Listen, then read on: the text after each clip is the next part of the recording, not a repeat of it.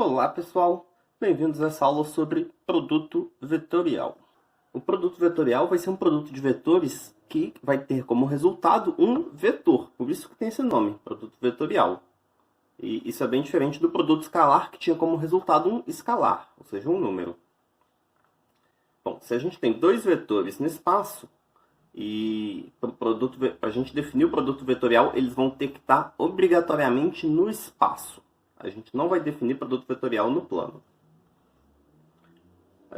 O produto vetorial desses dois vetores, V e W, vai ser o vetor que tem essas três características aqui. Para a gente definir um vetor, a gente precisa de um comprimento, uma direção e um sentido.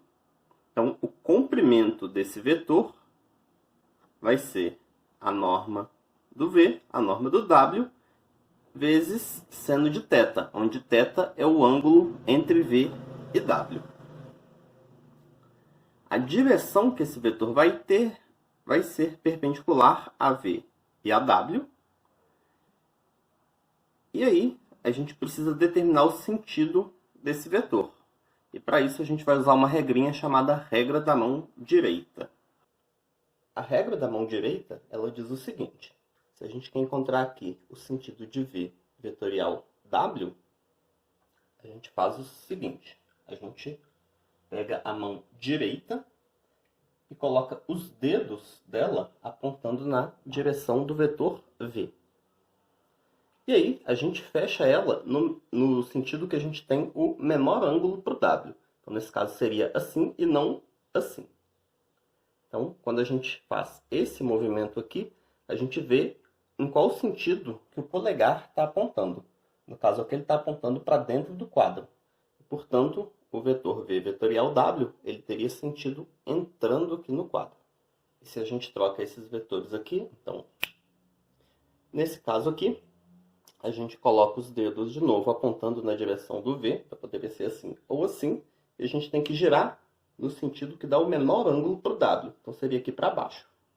E a gente olha para onde que o polegar está apontando. Então, aqui ele está apontando para fora do quadro. Portanto, aqui nesse caso, V vetorial W vai ser um vetor que sai do quadro. A norma do produto vetorial, ela vai ser igual à área do paralelogramo formado por esses dois vetores. Então, aqui, por exemplo, se eu tenho o vetor V e o vetor W, e eu desenho eles com o mesmo ponto inicial, eu posso formar um paralelogramo colocando uma cópia de W aqui em cima e aqui uma cópia de V, começando aqui no ponto final de W. Então, se a gente coloca aqui, né, de novo o V e o W, a gente vai ter um paralelogramo.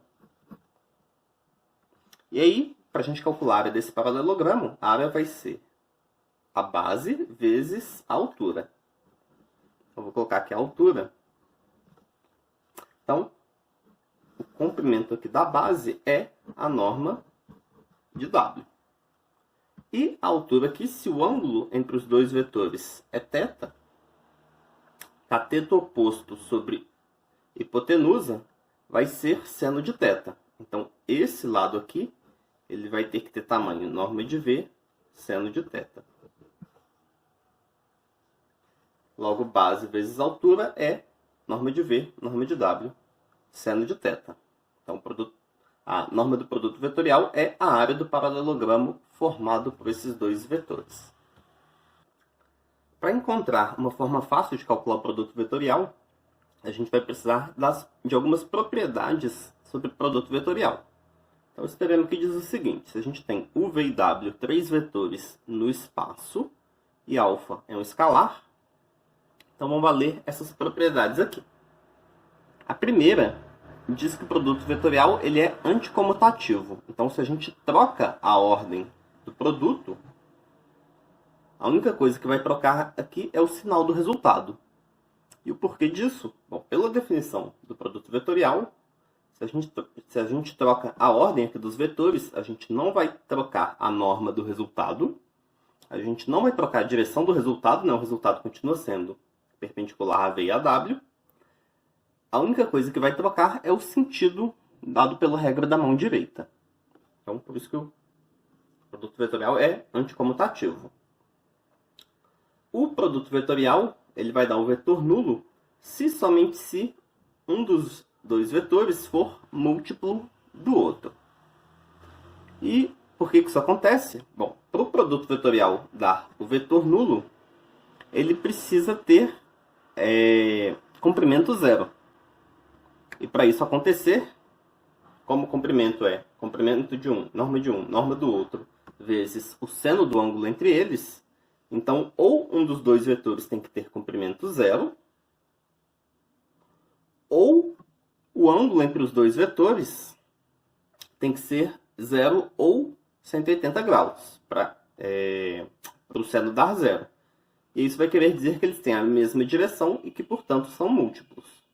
Então, ou um dos dois é zero, e aí ele vai ser múltiplo do outro, ou os dois têm que ter a mesma direção, e aí um tem que ser múltiplo do outro.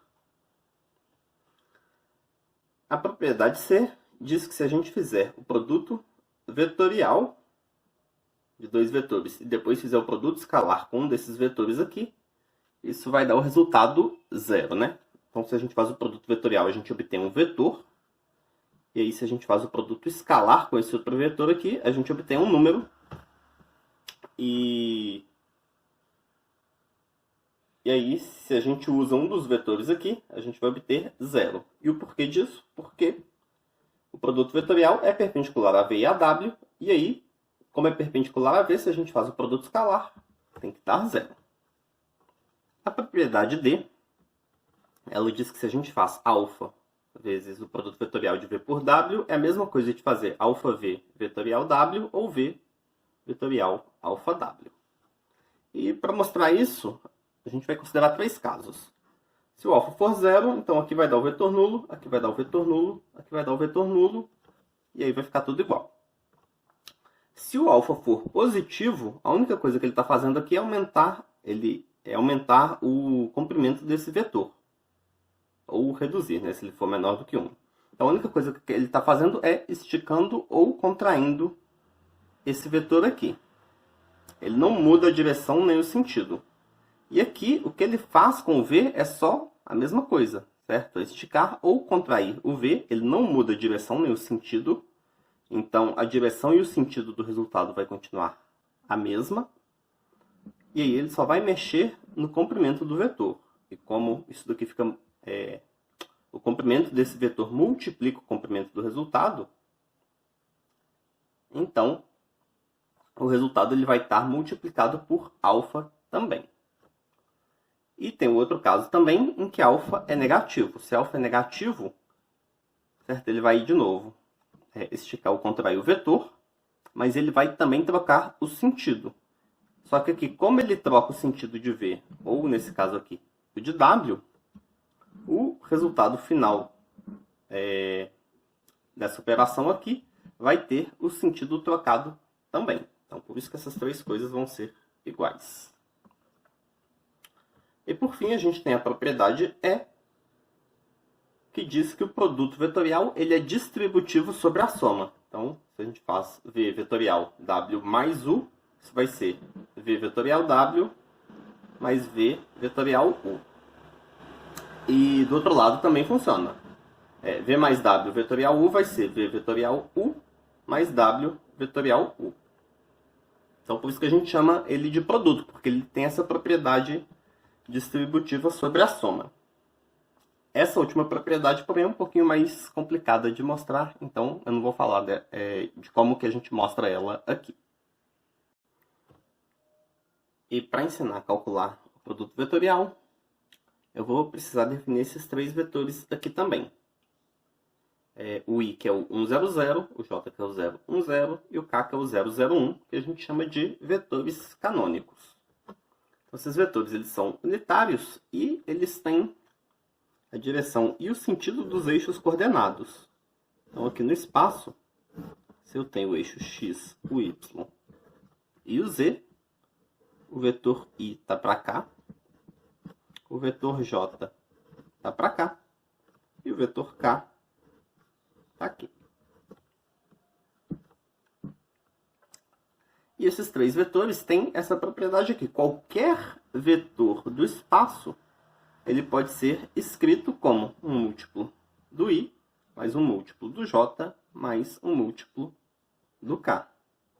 E quem são esses números multiplicando? São justamente as componentes do vetor. E aí, antes de ensinar a calcular o produto vetorial ainda, eu vou fazer uma tabelinha aqui do produto vetorial para esses três vetores, para o I, para o J e para o K. Então, já comecei aqui, olha, I vetorial I, como os dois têm a mesma direção, certo? Porque é o mesmo vetor, então o resultado vai ser o vetor nulo. Agora, se a gente faz I vetorial J, então o resultado tem que ser perpendicular aos dois, então vai ter que estar na direção do eixo Z. E o sentido pela regra da mão direita. Então aqui, se a gente faz a regra da mão direita, vai ter que estar apontando na direção do eixo Z. Então, o resultado aqui vai ser um vetor unitário na direção e sentido do eixo Z. E aí, esse vetor é o vetor K. Da mesma forma que se a gente faz I vetorial K, o resultado vai ser perpendicular aos dois, então vai estar na direção do eixo Y. E o sentido pela regra da mão direita vai ser o sentido contrário ao do eixo Y. Então, como é um vetor unitário na direção aqui, mas no sentido contrário, então vai ter que ser menos J. E a gente continua fazendo aqui, olha. J vetorial I vai estar na direção do eixo Z, mas vai ter o sentido contrário ao do vetor K. Então vai ter que ser menos K. J vetorial J, como eles têm o mesmo sentido, mesma direção, é o vetor nulo. E J vetorial K vai estar na direção do eixo X e o sentido vai ter que ser o sentido do eixo X. Então vai ser I. E seguindo a mesma lógica, K vetorial I então vai ter que ser J, K vetorial J vai ser menos I e K vetorial K vai ser o vetor nulo. Então, tá aqui a tabelinha. E tem um jeito fácil de decorar essa tabelinha. Bom, se a gente faz um desses vetores por ele mesmo, vai dar o vetor nulo. Mas no caso em que a gente tem dois diferentes, então se a gente desenha aqui IJK no sentido horário, então se a gente vai na direção das setinhas, vai dar positivo. Então, por exemplo, I vetorial J é K. J vetorial K é I. E K vetorial I é J. Agora, se a gente vai no sentido contrário ao das setinhas, então, por exemplo, J vetorial I, é só a gente colocar um sinal de menos. Então, vai dar menos K. K vetorial J vai dar menos I. E assim por diante. E agora, a gente vai usar essa tabelinha que a gente fez, além das propriedades do produto vetorial, para calcular o produto vetorial de dois vetores quaisquer. Então, aqui se eu tenho V e W, eu posso escrever os dois assim. Vai ser V1I mais V2J mais V3K. E o W aqui vai ser W1I mais W2J mais W3K. E aí, o produto vetorial dos dois, a gente usa aqui a distributividade do produto vetorial. Então, vai ser V1, W1, I por I, mais V1, W2, I por J, mais V1, W3, I por K, e assim por diante. Então, aqui eu escrevi todas as parcelas que a gente obtém aqui na distributividade. E aí, o que vai acontecer? Algumas delas vão dar zero, vão dar o vetor nulo, que são as que aparecem aqui, o mesmo vetor duas vezes. Essa aqui também vai dar o vetor nulo. Quanto às outras, a gente tem a tabelinha aqui. I por J, por exemplo, lá na tabelinha a gente sabe que é K. I por K, pela tabelinha, a gente sabe que é menos J. E assim por diante. Então, o que eu fiz aqui foi V1, W2, e por j vai ser, então, esse cara aqui, isso daqui é k, então eu coloquei aqui, V1W2K, tá? Aqui. V1W, ó, 3 e por k é menos j. Então eu coloquei aqui, olha, V1W3J. Aqui eu tenho V2W1J por I é menos K. E assim por diante. Então, cada uma das parcelas aqui aparece aqui embaixo. E aí, por que eu reorganizei essas parcelas nessa ordem? Eu coloquei elas nessa ordem porque nessa ordem aqui vão ser justamente as parcelas que a gente obteria ao calcular o determinante dessa matriz aqui. Isso daqui não é bem uma matriz, porque algumas entradas são números, mas aqui eu coloquei alguns vetores. Mas se a gente usa a regra de Sarri para isso daqui, então se eu copio aqui as duas primeiras colunas e faço, olha, IV2W3, tá aqui. JV3W1, tá aqui. KV1W2 menos W1V2K menos W2V3I menos W3V1J. Então, a gente pode